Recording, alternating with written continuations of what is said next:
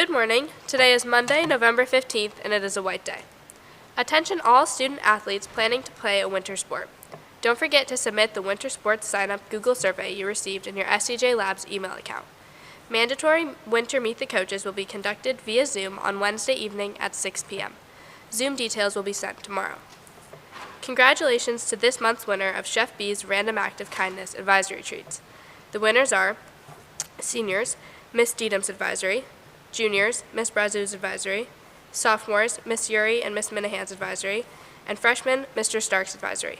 Chef B will deliver the boxes to your advisories this week. Calling all college-bound Hilltoppers. The following college has a visit today: Vermont Technical College at 1 p.m. and Ranger 115. Be sure to sign up for their visits on Naviance and to view all details. If you are scheduled to be in class during the time of the visit, please check in with your teacher before coming to the college visit. You are also required to return to class after the completion of the visit. Attendance is turned in to the main office. The following colleges will have visits Tuesday, November 16th. Castleton University. Be sure to visit Naviance to sign up for all college visits. Seniors, do you have a November 15th college application deadline? A reminder that today is November 15th. College-bound seniors, don't forget, today is the deadline for the Elks 2022 Most Valuable Student Scholarship. The Farm and Garden Club would love the help of the student body and faculty in collecting your unwanted mugs to use as planters.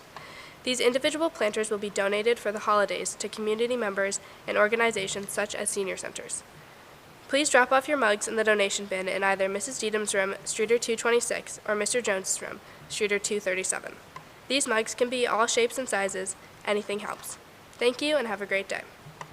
Today, Monday, November 15th, the Math Club will host the first contest of ASMA, American Scholastic Mathematics Association, in Fuller Basement at 3:30.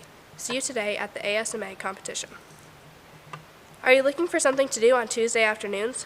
Why don't you come to the pool at 3:30 p.m. and join our Pool Games Club? Bring a bathing suit, a towel, and a desire to play. Questions? See Miss Moran's in Colby 206 or Mr. Mezek's in Newell Hall. Happy birthday today to Walter Hunt and Sierra Batchko. Happy birthday. Have a great day.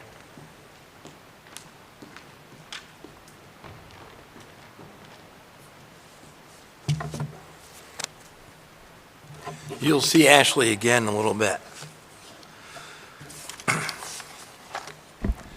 Good morning, everybody. It's Monday.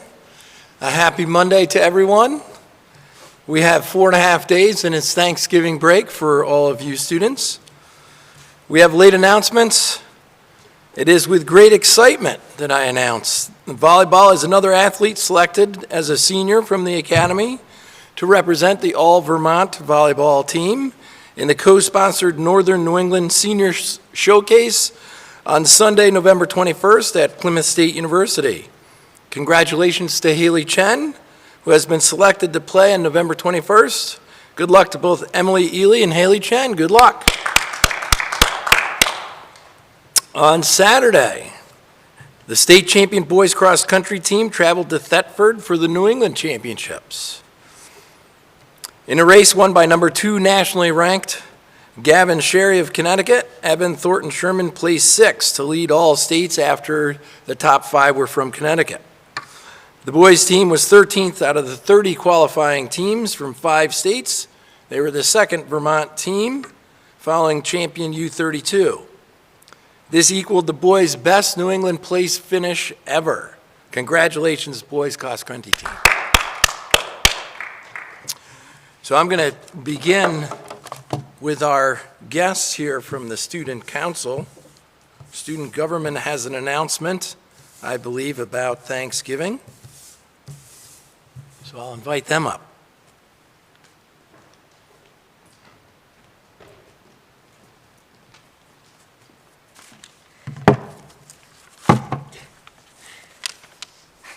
Gobble, gobble. Hey, Sophia, do you happen to know what day it is? November 15th. That's right. Do you know what that means? My college application is due. Oh, feathers. No, that's not what I was getting at. This is the week to bring in your canned goods to contribute to the local food shelf's Thanksgiving baskets. So, what exactly should I bring in? Some good Thanksgiving items are canned vegetables, canned or bottled gravy, baked pie crust, canned fruit, stuffing, but they will take anything: toothpaste or other toiletries, peanut butter and jelly, cans of tuna, pasta sauce, etc. But please, no pasta. They already have more than enough. Oh, perfect. Good thing I brought in some canned vegetables to school today. Wait a second. Where am I bringing all these things? As the center of the Thanksgiving meal, I wouldn't want them getting the wrong idea. Donating is easy. There are boxes outside of guidance and campus life, but you can also bring them to advisory so that you can make sure that your class brings in the most amount of canned goods. I mean, the seniors are obviously going to win anyway, but we need to make sure that we win by a significant amount. Wow, it really sounds like it's going to be beneficial to the local community. Are there any other ways I can donate? I'm glad you asked. This Thursday will be a variety day with all proceeds going to the food shelf. Now, we better go before someone decides to make us their Thanksgiving meal. You're right. Stay safe out there, turkey friend. Gobble, gobble.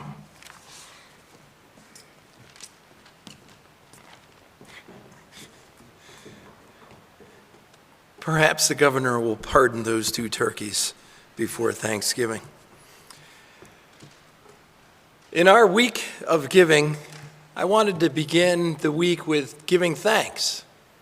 So I did a little research about Thanksgiving, and it turns out that it's an ancient holiday. It's not actually just a United States holiday. It has its origins actually in the giving of thanks for a wonderful fall harvest from around the world, and it's millennial old. It was celebrated all over the earth and still is to this day. In the United States, actually, the Continental Congress began the notion of declaring days of thanks during the Revolutionary War. George Washington in 1789 declared the official Thanksgiving. He declared a day of thanks in 1789 for victory in the Revolution. He was followed by President Adams and President Madison, who also declared days of thanks. And finally, in 1863, it was Abraham Lincoln who made Thanksgiving Day a national holiday, and in fact, the holiday on the 4th Thursday of November. I want to give thanks to teachers who perhaps I hadn't thanked before, and unfortunately, most of whom are no longer with us, from my high school years. I got to thinking about something that happened to Mr. Jolliffe last week. One of his former students recognized him for an award at the University of Chicago and wrote a beautiful piece that Chicago took as a moving piece to give Mr. Jolliffe an award for his teaching.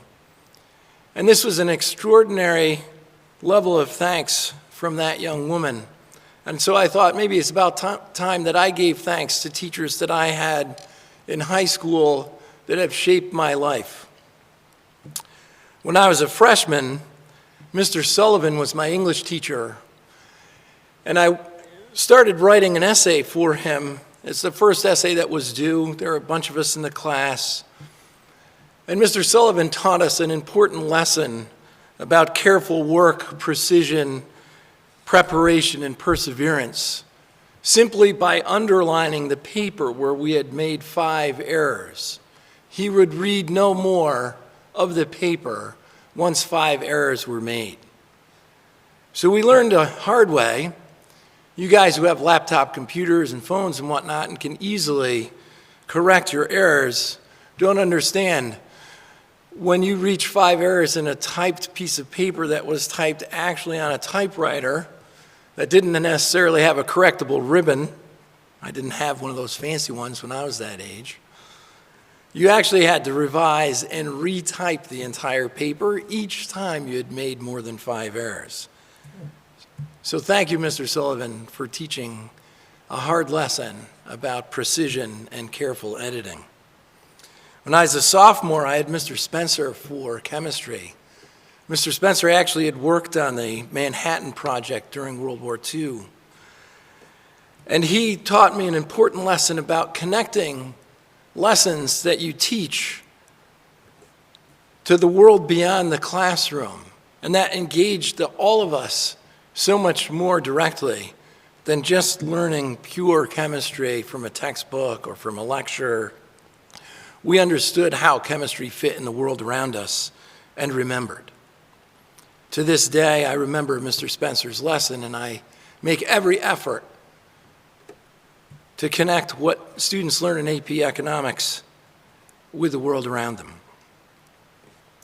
And I had Frau Uhlig for German class all 4 years in high school. She opened the opportunity of learning a second language and what that does for your brain and for your opportunities in the world and your understanding of other people. When I was older, it actually gave me the opportunity for some work-study work and for some travel. And so I thank Frau Uhlig for opening my eyes to the beauty of understanding other people by knowing their language. Mr. Casertano was my advisor in high school, much like those of you live streaming from advisory.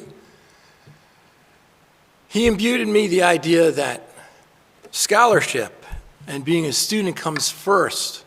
I was a 3-sport athlete and I loved sports, and he quickly embedded in my mind that being a student was the most important thing in school, and I thank him for that. And last, my coach, who was my dad,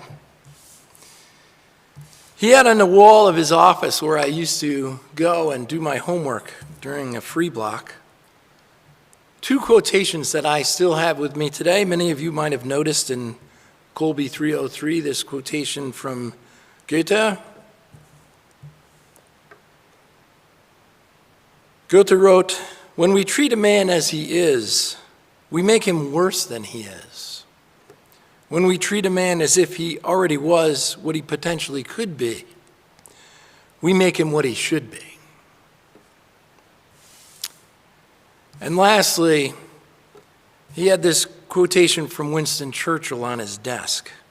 And I looked at it almost every day, and I still look at it almost every day. Quote, "We make a living by what we get, but we make a life by what we give." And I would challenge you to think deeply about Churchill's words this week as we ask that you give a little extra for those around you. Thanks very much.